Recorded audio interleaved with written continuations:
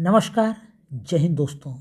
हम लोग उत्तराखंड पीसीएस मुख्य परीक्षा पेपर 5 आर्थिक एवं सामाजिक विकास के लिए अर्थव्यवस्था को पढ़ रहे थे, जिसके अंतर्गत आज का जो टॉपिक है वह है आर्थिक समृद्धि एवं आर्थिक विकास। यह एक बहुत ही महत्वपूर्ण टॉपिक है, जो चाहे कोई भी स्टेट का पीसीएस हो, चाहे यूपी पीसीएस हो, बिहार पीसीएस हो, उत्तराखंड पीसीएस का एक बहुत महत्वपूर्ण टॉपिक है। तो यूपी पीसीएस और उत्तराखंड टॉपिक पीसीएस के लिए बहुत महत्वपूर्ण टॉपिक है आर्थिक समृद्धि एवं आर्थिक समृद्धि एवं आर्थिक विकास, economic growth and economic development. सीधे बात हम लोग करेंगे। किसी भी अर्थव्यवस्था में संसाधनों के आवंटन की सफलता के मूल्यांकन की सर्वाधिक मौलिक माप आर्थिक समृद्धि है। आगे बढ़ने से पहले एक बात कहना चाहेंगे, जो भी वीडियो पे पहली बार आया हो, वीडियो पहली बार देख रहा हो, वीडियो पसंद आए तो लाइक करें और चैनल को सब्सक्राइब करना ना भूलें और वीडियो को पूरा देखें। बहुत महत्वपूर्ण टॉपिक है। तो किसी भी अर्थव्यवस्था में संसाधनों के आवंटन की सफलता के मूल्यांकन की सर्वाधिक मौलिक माप आर्थिक समृद्धि है। सभी राष्ट्र राष्ट्रीय आय, सकल घरेलू उत्पाद, प्रति व्यक्ति आय जैसे आर्थिक समृद्धि के संकेतकों को मापने हेतु विभिन्न आंकड़ों का विश्लेषण करते हैं।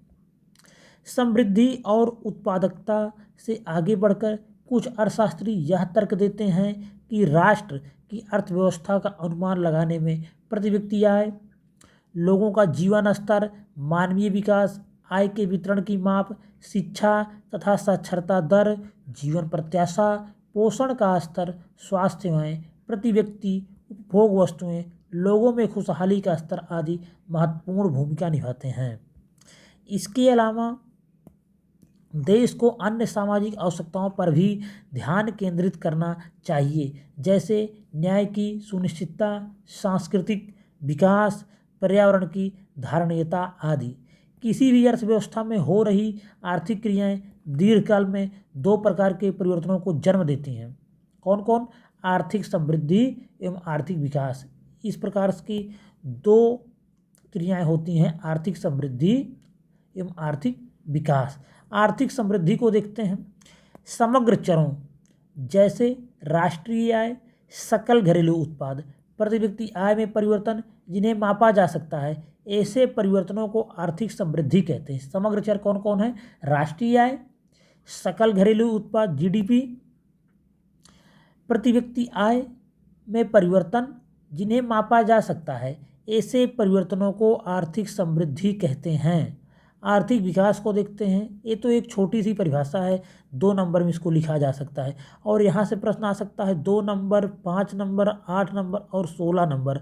कोई भी प्रश्न यहाँ से बन सकता है, याद रखेंगे। तो हम लोग सीधे बात करेंगे। 2 नंबर, 5 नंबर, 8 नंबर और 16 नंबर में प्रश्न यहाँ से आ सकता है। सीधे बात करेंगे आर्थिक विकास। आर्थिक समृद्धि से संबंध परिवर्तनों के साथ जब हम अर्थव्यवस्था में गुणात्मक परिवर्तन देखते हैं, वह मानवीय सरोकारों जैसे कारकों को भी सम्मिलित कर लेते हैं, तो इसे हम आर्थिक विकास कहते हैं। आर्थिक समृद्धि तो देश की हो रही है, लेकिन जब उसी आर्थिक समृद्धि से संबंध परिवर्तनों के साथ हम अर्थव्यवस्था में गुणात्मक परिवर्तनों व मानवीय सरोकारों जैसे कारकों को भी सम्मिलित कर लेते हैं, तो इसे हम आर्थिक विकास कहते हैं। आर्थिक समृद्धि को आर्थिक विकास के एक भाग के रूप में देखा जाता है। आर्थिक समृद्धि को आर्थिक विकास के एक भाग के रूप में देखा जाता है। आर्थिक विकास की धारणा आर्थिक समृद्धि की धारणा से अधिक व्यापक है। जहां आर्थिक समृद्धि परिमाणात्मक परिवर्तन से संबंधित है, वहीं आर्थिक विकास परिमाणात्मक तथा गुणात्मक दोनों प्रकार के परिवर्तनों से संबंधित है। यहाँ एक महत्वपूर्ण पॉइंट ध्यान देने वाली बात है, आर्थिक विकास तो होता रहता है, देश की जीडीपी बढ़ रही। भारत की ही बात कर ले एग्जाम्पल, भारत विश्व का 5वां सबसे बड़ी अर्थव्यवस्था है, लेकिन भारत में जिस प्रकार से अगर हम देखें तो गरीबी है, बहुत अशिक्षा है, महिलाओं की हालत कितनी दयनीय है बहुत से प्रदेशों में, तो वहाँ एक गुणात्मक जो परिवर्तन है नहीं हो रहे हैं, तो इसको हम आर्थिक विकास नहीं कहेंगे। आर्थिक समृद्धि तो भारत की बढ़ती चली जा रही है, विश्व का 5वां सबसे बड़ा देश, चौथा बनने की तरफ बढ़ रहा है, लेकिन अगर गुणात्मक परिवर्तन देखें तो नथिंग है। तो आगे हम लोग बात करते हैं। आर्थिक समृद्धि वस्तुनिष्ठ है। अगर अंतर आता है आर्थिक समृद्धि और आर्थिक विकास में, तो आपको बहुत सारे फैक्ट दिखाने पड़ेंगे, क्योंकि 8 नंबर में आ सकता है अंतर, या 16 नंबर में आ सकता है, या ईपीपीसीएस में 12 नंबर 8 नंबर में आ सकता है। तो आर्थिक समृद्धि वस्तुनिष्ठ है, जबकि आर्थिक विकास व्यक्तिनिष्ठ है। भाई एशिया के सबसे अमीर आदमी मुकेश अंबानी, अडानी, इन सबका तो व्यक्तिनिष्ठ है, बढ़ते चले जा रहे हैं यार। और जबकि आर्थिक विकास व्यक्तिनिष्ठ है, लेकिन आर्थिक समृद्धि वस्तुनिष्ठ है। आर्थिक विकास तभी कहा जाएगा जब जीवन की गुणवत्ता में सुधार हो। अब एक व्यक्ति की बिजनेस में बहुत सुधार हो रहा है, अंबानी, अडानी, इन लोगों का कारोबार बढ़ता चला जा रहा है, भारत की अर्थव्यवस्था मजबूत हो रही है इसकी वजह से। लेकिन आर्थिक विकास तो व्यक्तियों से संबंधित है ना, तो आर्थिक विकास तभी कहा जाएगा जब जीवन की गुणवत्ता में सुधार हो। आर्थिक समृद्धि चाहे कितनी भी महत्वपूर्ण क्यों ना हो, पर यह स्वयं में साध्य नहीं हो सकती। भाई आर्थिक समृद्धि देश का कितना भी हो जाए, लेकिन यह स्वयं में साध्य नहीं हो सकती, क्योंकि आर्थिक समृद्धि से व्यक्ति के गुणात्मक जीवन में परिवर्तन नहीं आता है। आर्थिक विकास से ही व्यक्ति के गुणात्मक जीवन में परिवर्तन आता है। तो आर्थिक विकास के लिए आर्थिक समृद्धि आवश्यक है तथा यह आर्थिक विकास की प्राप्ति में मददगार सिद्ध होगी, परंतु आर्थिक समृद्धि की तीव्र दर आवश्यक रूप से यह सुनिश्चित नहीं करेगी कि आर्थिक विकास भी ऊंचा है। भारत को देख लीजिए आप, यहाँ आर्थिक समृद्धि हो रही, जीडीपी बढ़ रही है और विश्व की सबसे तेज़ी से बढ़ती हुई अर्थव्यवस्थाओं में से एक है भारत। लेकिन क्या यहाँ पे लोगों के जीवन में विकास हो रहा है? उसको अगर हम देखेंगे तो हम कह सकते नहीं, जीवन में उतनी तेज़ी से विकास नहीं हो रहा है। तो आर्थिक समृद्धि की तीव्र दर आवश्यक रूप से यह सुनिश्चित नहीं करेगी कि आर्थिक विकास भी ऊंचा है। आर्थिक विकास का प्रमुख लक्ष्य क्या होता है? कुपोषण, बीमारी, निरक्षरता, बेरोजगारी, विषमता आदि को प्रगतिशील रूप से कम करना तथा अंतिम रूप से समाप्त करना। आर्थिक विकास एक अवधारणा है जो अपने आर्थिक विकास एक विस्तृत अवधारणा है जो अपने में आर्थिक समृद्धि, सामाजिक क्षेत्र विकास तथा समावेशी विकास को सम्मिलित किए हुए है। तो क्या कह रहा है कि आर्थिक विकास एक विस्तृत अवधारणा है जो अपने में आर्थिक समृद्धि, सामाजिक क्षेत्र विकास तथा समावेशी विकास को सम्मिलित किए हुए है। अब हम देख लेते हैं आर्थिक समृद्धि के बारे में। यहाँ से 2 नंबर या 5 नंबर का प्रश्न डायरेक्ट बन सकता है, उत्तराखंड पीसीएस के लिए बहुत महत्वपूर्ण है।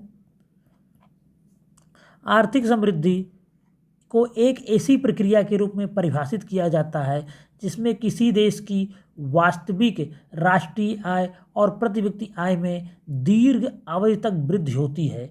आर्थिक समृद्धि की माप राष्ट्रीय आय में वास्तविक वृद्धि के रूप में की जाती है, न कि केवल मौद्रिक आय अथवा सांकेतिक राष्ट्रीय आय में वृद्धि के रूप में।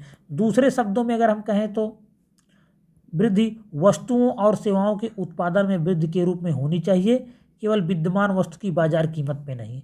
तो एक बार फिर से देखते हैं आर्थिक समृद्धि। आर्थिक समृद्धि को एक ऐसी प्रक्रिया के रूप में परिभाषित किया जाता है जिसमें किसी देश की वास्तविक राष्ट्रीय आय और प्रति व्यक्ति आय में दीर्घ अवधि, इस शब्द को जरूर लिखेंगे, दीर्घ अवधि तक वृद्धि होती है। आर्थिक समृद्धि की माप राष्ट्रीय आय में वास्तविक वृद्धि के रूप में की जाती है। आप यहीं पर इसे रोक सकते हैं 2 नंबर में। आगे लिख सकते हैं, ना कि केवल मौद्रिक आय अथवा सांकेतिक राष्ट्रीय आय में वृद्धि के रूप में। कुछ अर्थशास्त्रियों के अनुसार आर्थिक समृद्धि एक ऐसी प्रक्रिया है जिसके द्वारा किसी अर्थव्यवस्था का सकल घरेलू उत्पाद जीडीपी लगातार दीर्घकाल तक बढ़ता रहता है। एक बात और कहना चाहेंगे, इसका पीडीएफ हमारे टेलीग्राम ग्रुप में आपको मिल जाएगा, उसका लिंक डिस्क्रिप्शन बॉक्स में है, वहाँ जाके ज्वाइन कर लें, सारे पीडीएफ वहीं पे प्राप्त होंगे। आगे बात करें, राष्ट्रीय आय में अल्पकालीन, मौसमी या अस्थायी वृद्धि को आर्थिक समृद्धि नहीं माना चाहिए। अगर मान लीजिए किसी देश की अर्थव्यवस्था किसी महीने या किसी मौसम में बहुत तेज़ी से वृद्धि कर गई और फिर कुछ दिन बाद जाके अचानक से गिर जाती है, तो उसे आर्थिक समृद्धि नहीं माना जाता। आर्थिक समृद्धि की अवस्था में बढ़ती हुई जनसंख्या के साथ साथ प्रति व्यक्ति आय और उत्पाद जीडीपी में भी वृद्धि होनी चाहिए। आर्थिक समृद्धि की अवस्था में बढ़ती हुई जनसंख्या के साथ साथ प्रति व्यक्ति आय, जीडीपी, इन सभी में वृद्धि होनी चाहिए, लगातार होनी चाहिए। तो इतना आप जितना अंडरलाइन है, हाईलाइटेड है, इसको आप दिखा सकते हैं बस। उसके बाद हम बात करते हैं आर्थिक विकास, इकोनॉमिक डेवलपमेंट। आर्थिक विकास को समाज के भौतिक कल्याण में निरंतर वृद्धि के रूप में परिभाषित किया जाता है। आर्थिक विकास को समाज के भौतिक कल्याण में निरंतर वृद्धि के रूप में परिभाषित किया जाता है। भौतिक कल्याण शब्द याद रखेंगे, वेलफेयर संबंधित है आर्थिक विकास। राष्ट्रीय आय में वृद्धि के अलावा इसमें सामाजिक, सांस्कृतिक, राजनीतिक तथा आर्थिक परिवर्तन भी सम्मिलित होते हैं जो कि भौतिक उन्नति में योगदान देते हैं। इसमें संसाधनों की आपूर्ति, पूंजी निर्माण की दर, जनसंख्या का आकार और बनावट, प्रौद्योगिकी, कौशल तथा कार्यकुशलता, जीवन स्तर में सुधार, अच्छी शिक्षा प्रणाली, बेहतर स्वास्थ्य सुविधाएं आदि शामिल होते हैं। आर्थिक विकास में आय के समान वितरण की अधिकतम सुनिश्चितता, रोजगार के अवसरों का अधिकाधिक सृजन करना एवं निर्धनता उन्मूलन कार्यक्रमों को पूरा करने का भरपूर प्रयास किया जाता है। तो आप यहाँ से आर्थिक विकास की एक विस्तृत परिभाषा आप समझ गए होंगे। आगे हम लोग बात करते हैं। आज आर्थिक विकास से संबंधित मुख्यतः दो विचारधाराएं पाई जाती हैं। वर्तमान में आर्थिक विकास से संबंधित मुख्यतः दो विचारधाराएं पाई जाती हैं। कौन कौन सी हैं? परंपरागत विचारधारा।